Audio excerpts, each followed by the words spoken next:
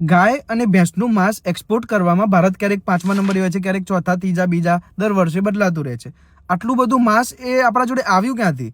તો આ કોઈ ભાજપ કોંગ્રેસની વાત નહીં, તો વચમાં જે કૂદકા મારતા હોય ને બુદ્ધિ વગરના હટાવી દો. એક સામાન્ય બુદ્ધિની વાત છે, જાણવા જેવું છે. સમજો કે આપણે જે દૂધ પીએ છીએ એ દૂધ માટે પણ ગાયો ભેંસો એટલી નથી, પણ આર્ટિફિશિયલ ઇન્સેમિનેશન કહેવાય, જેમાં માણસ જે છે ને એ વીર્ય નાખીને ગાય ભેંસોને પ્રેગ્નેન્ટ કરે છે, જેથી દૂધ આપી શકે.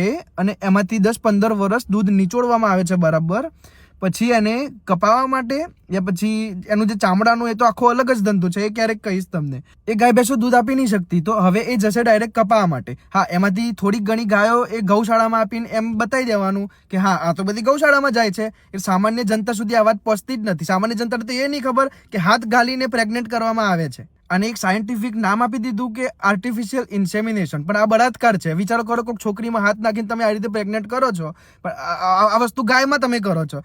ગાયે તમને પરમિશન તો આપી નથી કે એની પાછળ હાથ નાખીને તમે આવું બધું કરો. ગૌશાળામાં જઈને ઘાસ ખવડાવવાથી આપણને લાગે છે કે આપણે ગાયની કઈ સેવા કરી, પણ પાછળમાં અસલિયતમાં કેવું ચાલે છે તમારા સુધી આવતું જ નથી. એકવાર વિચાર કરજો કે માણસ આટલું બધું જે ખાય છે, પીવે છે, એ બધું વાસ્તવમાં અવેલેબલ છે એટલી ગાયો ભેંસો, કે પછી કંઈક અલગ જ ખેલ ચાલી રહ્યા છે? આ બહુ જ મોટો સ્કેમ છે જે જનતાથી છુપાવવામાં આવ્યો છે. નીચે આપેલી લિંક ઉપર ક્લિક કરીને હાલના હાલ આખો વિડીયો જોઈ નાખો.